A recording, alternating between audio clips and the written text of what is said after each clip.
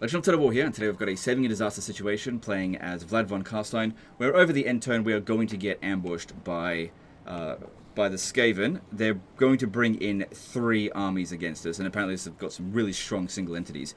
So I'm going to read out the email here first, and get some context, and then figure out what to do.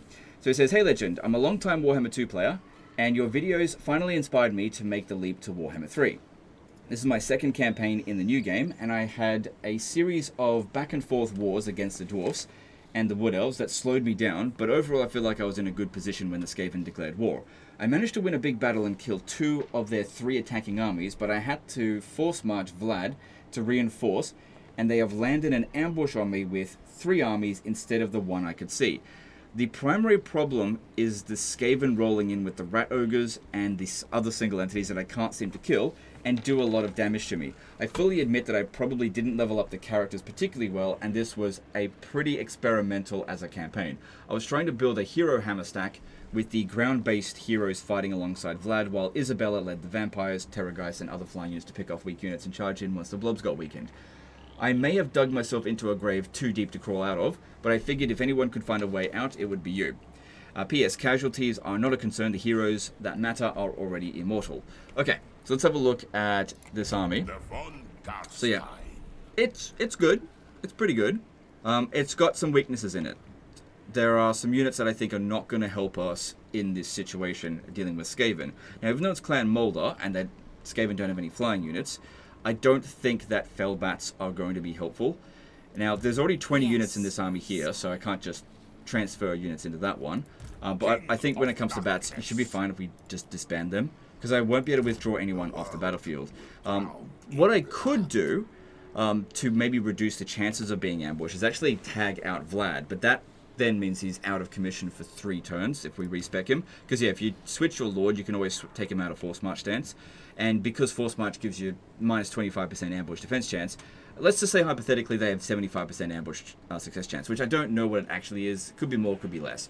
But if it was 75%, that means that they're guaranteed to ambush. But if we take him out of ambush, out of Force March, that would then mean there's a 25% chance of not being ambushed. If we don't get ambushed, that would allow us to bring in this army here. Now, I'm not going to do that, but I'm just saying that is an option for you if you felt like you were in this position. Another thing that we could potentially do is take this army out and respec her. Maybe they'll attack her and maybe not ambush her, and that way Vlad could come in as reinforcements. It just depends. Like, they might go after Vlad anyway because he's on Force March. The AI, when ambushing with the Skaven, they're actually pretty smart with this kind of stuff, so I think they're more likely to target Vlad. So I'm not going to bother with that because this army's fine. It's just we've got, I think, everything that we need to win right here. Because it is a good army, there's just some weaknesses into it. The next thing I want to do is transfer these Vargeists into this army here. So we're going to get rid of some more bats.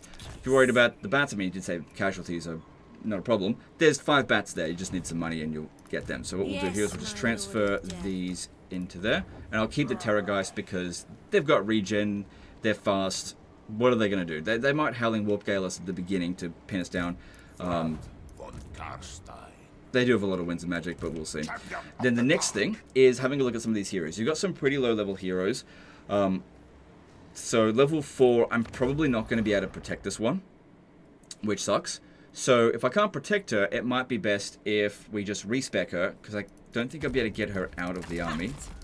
And there's no room left in this one. I don't want to spend any other units. So if I respec her, she'll be back in a few turns. And that's better than dying. If you have a look here, this one's level 8, but it's on a mount. These 2 are not on a mount, but they're actually quite quick. I mean, I know we're going to be in Force March, but that's fine. These 2 are on mounts. Okay, and Vlad isn't on a mount. Okay, we're going to roll in with that instead. Well, they're going to roll in on us with that. So what I've done there is try to reduce the amount of weakness that we've got in our army.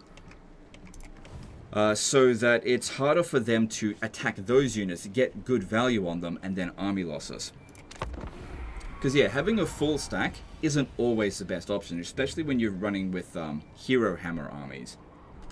There's nothing wrong with having a half stack.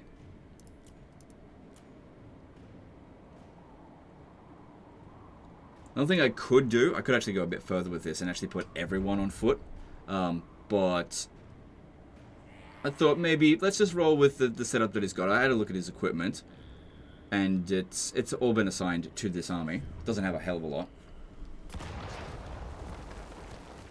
And it's been assigned well, so I had no reason to make any adjustments here. So Throt's not the one that makes the attack.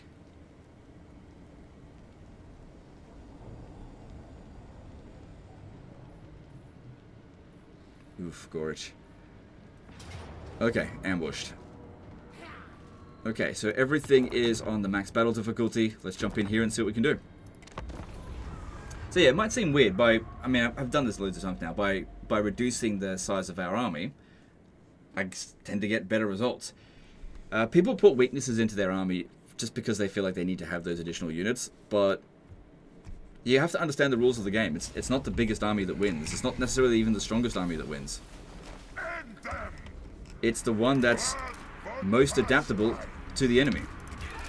Okay, so get them out of there, and just to begin with, because we're suffering a penalty, if you could... I'd rather not use magic on this one.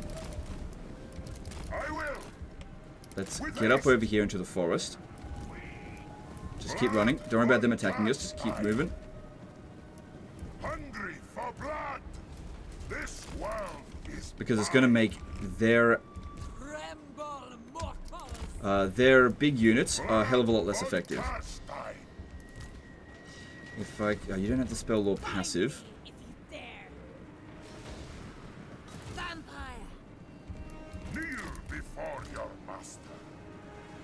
Wait. Hang on. Keep going. You do. But they're not really doing much damage to us. That's fine. Let's keep that going. Okay, you lot, come around over this way. What we want to do is lure some of their units away.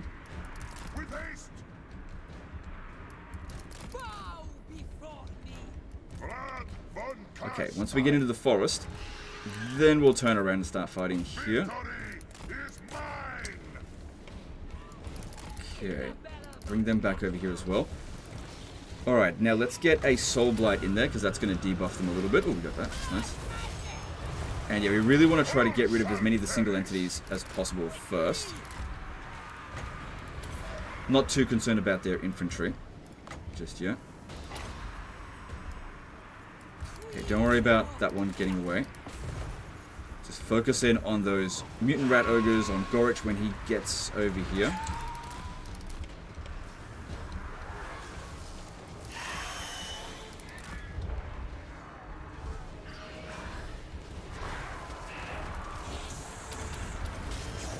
Yeah, they're pretty strong, these guys. The mutant rat ogres have very high melee attack. This is one of the reasons why I wanted to come into the forest, to debuff them a little bit.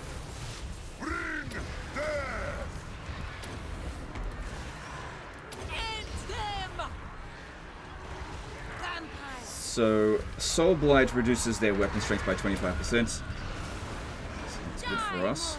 I'd really like to not have to use Invocation of Nehek if we could avoid it. Much rather use the Blood Chalice of Bathory. This is why with hero-based armies, when you've got magic, it's usually better to focus on melee defense as opposed to melee attack, because you just need time to generate the magic, right? To dish out the damage. And melee defense provides a good amount of time. So yeah, they're using Howling Warp Gab, that's fine. And they're definitely targeting larger units. Get them out of there. Gotten rid of a few of their monsters, which is really good. That's what we want to be doing. Try to focus on getting rid of their heroes one at a time. Get the Terrorgeists out. I think Isabella is fine there at the moment.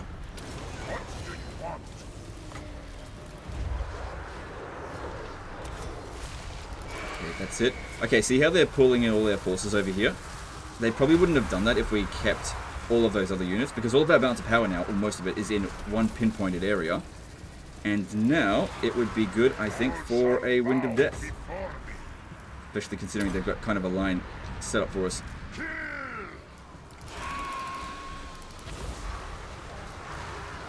Cool, and why don't we give them a Purple Sun on top of that. That's it.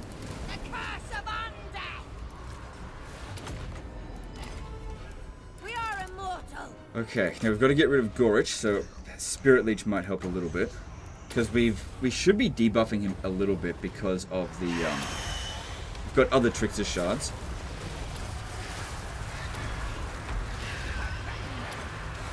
But yeah, I wouldn't be able to use the Vargeists and the Bats for this. They would have just died straight away. I can kill Throt, that'd be fantastic. I wouldn't actually mind a couple of summons. Right, this one here is getting fucked up. Let's get him out of there, if I can. Probably Throt doing the damage there, but at least Throt's going down. Okay, let's get another Soul Blight going.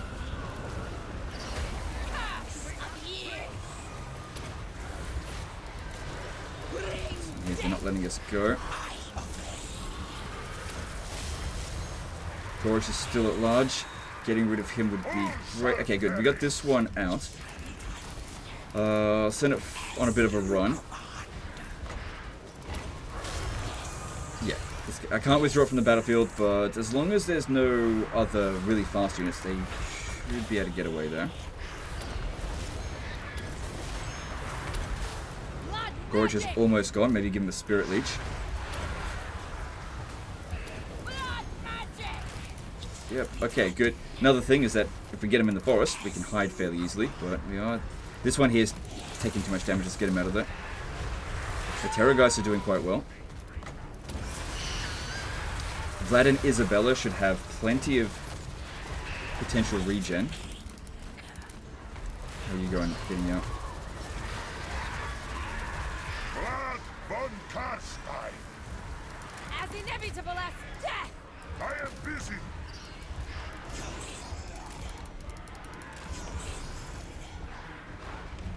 Okay, so far so good, I think. So keep worrying about the single entities. I'm not worried about their infantry much. They're not going to do much at all.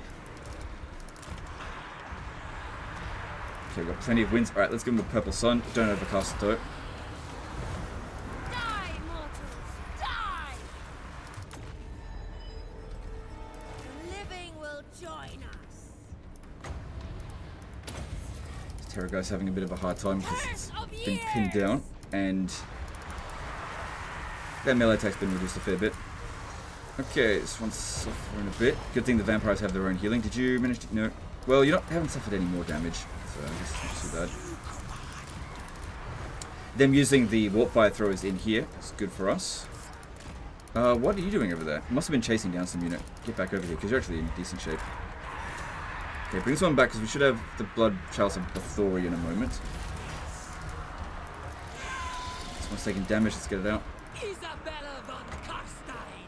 Okay, it does seem like most of their single entities have been dealt with. Your desire? We are the new order! Try to reduce the amount of damage they're dishing out to us. How are we going for magic? Still got plenty in reserve. Isabella von Karstein. Alright, put another Purple Sun in.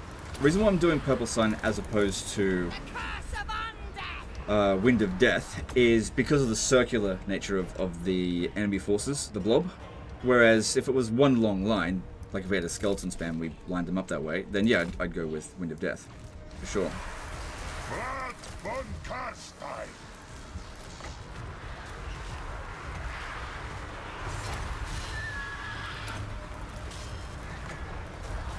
Vlad von Karstein.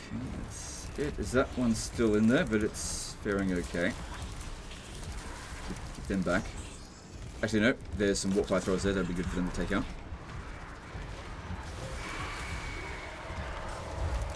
Okay, I need to get this one here off the battlefield. Yeah, using this to rout them, because we did kill one of their lords, right? Nope. No, Throt must have just left the battlefield.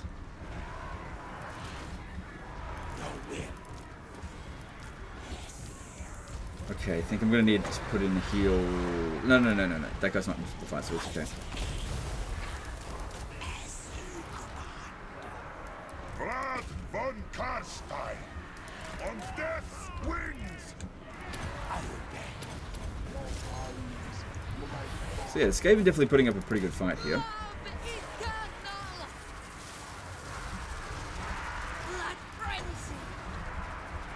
Okay, just put that in there again. Curse of years. They're all doing just fine. Kind of want to bring this guy back because he's still got a fair amount of potential healing. Get this one out of there. So that purple sun. Yeah, she's racking up some really good kills with that. I could do both. I guess we've got enough winds of magic, and we're probably very close to inflicting the army losses. So let's just try to deliver the final blow. Now, another thing to keep in mind with units like the Fellbats and the Vargeis is that they probably wouldn't have been able to get away from a lot of these units, like these Rattling guns there. And if they got wiped out, that'd make it harder for us to inflict the army losses.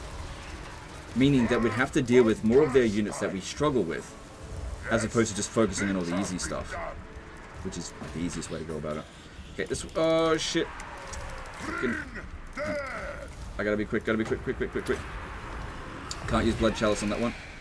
Yeah, like I said, Rattling guns, a bit of a problem with them. Less of a problem with our other single entities. We'll put that one out of there. That one should be... Yeah, it's fine. Get them all out of there. These ones here are a lot smaller, so the Rattling guns are much less likely to attack us. Especially if we're in amongst their own units. Yeah, they're bringing in loads of Rattling guns now.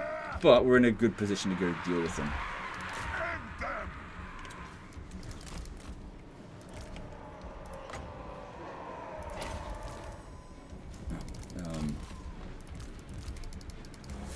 Still trying to get him over to them safely. Yeah, bring them over there. That way they're sending a bunch over that way. Yeah, shame you don't have any zombie summons. That'd be really good for these Rattling guns.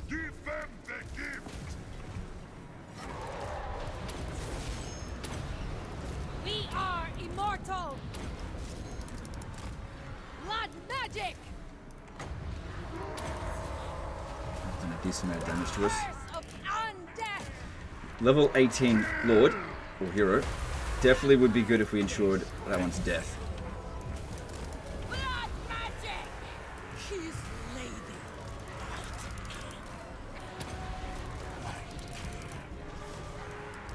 Get in here and get your Isabella heal.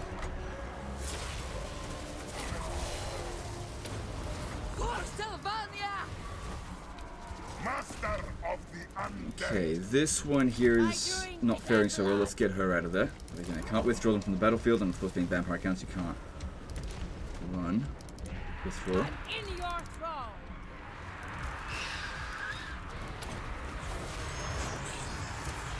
It's time to get this guy out of here, but it's kind of stuck. Wings. Find me if you dare. Blood magic. Okay, so these two here are in decent shape, and they can handle some Night Runners, but keep that one out of it now. Victory is mine.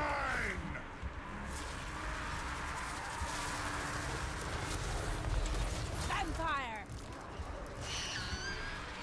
Okay, there's the army losses. Got them. What? Probably isn't going to kill them there, but damage them so the next battle's a bit easier. Yeah, it's good that we like respect that other hero, because she definitely would have gotten killed in this battle. She was on level 4. There's no way for us to properly protect her.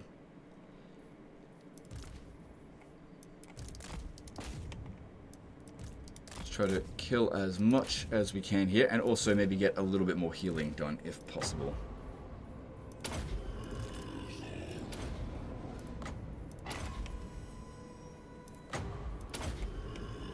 Because there's always a possibility they might attempt this again. I doubt it, because you know, we got some damage in on us, but I think they suffered a lot more.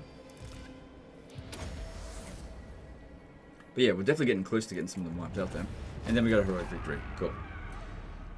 So yeah, an analogy I like to use sometimes when making any kind of specific army, right? I like to use the analogy of a pizza, right? If you've ever made a pizza before, like I like making pizzas, right? Because I like pizzas. Who doesn't like pizzas? And everyone's got the different flavors of pizzas that they like. Some people like Hawaiian pizza. Some people think that's gross. It's all good. Doesn't matter, right? But the point is that whatever type of pizza you like, it's usually like just a couple of ingredients. There's some weirdos that like to put 20 ingredients on their pizzas, right? But typically, once you've got all the required ingredients, it's like 3 or 4 things. You don't really need to add more. Adding more to it, but well, here's my perfect pizza. Well, surely adding more ingredients that just makes it better. Not necessarily, because you'll add conflicting ingredients. Like, let's just say you've got a meat lovers. Well, why don't we put some anchovies on this pizza? Why not? It's a variety. Or how about we put I don't know, fucking dog shit on it. I don't know. Like, use whatever food you don't like. Imagine that on your pizza, or something that conflicts with it.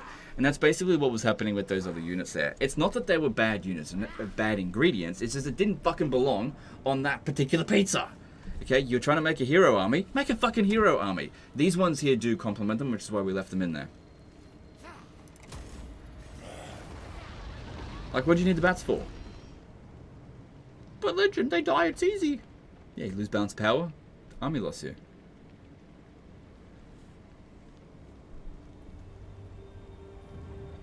Sometimes it's better to just like put all of your eggs in one basket.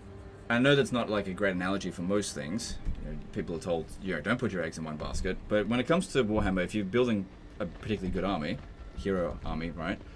Putting all of your eggs in one basket, as long as that basket's not stupid, like people will take what I say out of context and be like, but legend, you said to put all your eggs in one basket, and then they recruited nothing but Grail relics.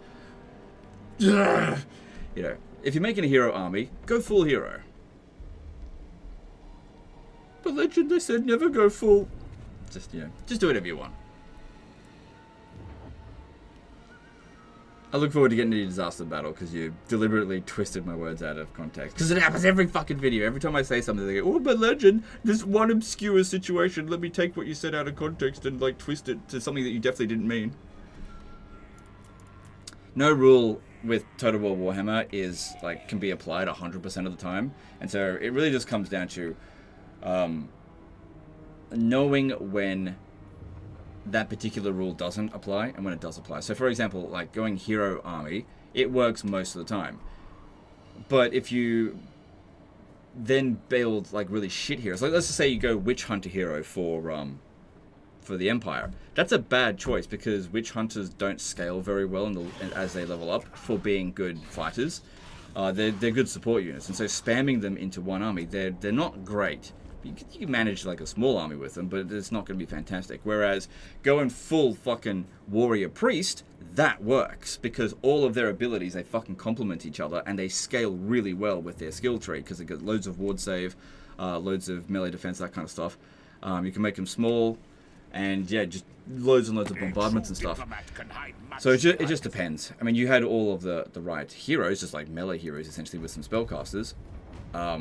But yeah, those other units were kind of getting in your way a little bit. And again, you've got to understand the rules of the game. It's not about whichever army is strongest, it's whichever one is the most adaptable to the enemy. Because sometimes the strongest army ends up losing. It's just not a case of every single time the strongest army wins. Or the biggest army wins. Which is why auto-resolve is sometimes so fucking unreliable. I'm sure that would have been a decisive defeat in auto-resolve. But anyway, your army there is fine. I mean, you can put these 2 units back in. Your other hero will be back in 2 turns. She would have died otherwise. That's just, I don't think there was any way we could have adequately like saved her. We would have put the entire army in jeopardy to try to do that. She just needs more experience on easier opponents. If she was on horseback, I could have at least run her away. But yeah, maybe don't get caught in force much so often. But it's all good. Your equipment's fine, just need more of it, because yeah, a lot of these heroes have some equipment, just not fully equipped. And yeah, you're free now to go and take out the rest of the Skaven. Throt ran off, but that just means you can go and get his defeat trait again, because now Vlad has it. Otherwise, yeah, the army's fine. You don't have to make it a full stack if you don't want to. But anyway, well, sorry, if you don't need to. I mean, maybe if you do want to, that's fine, but it was a lot easier, I think, not having those units in here. Alright, so that's the end of this one here, guys.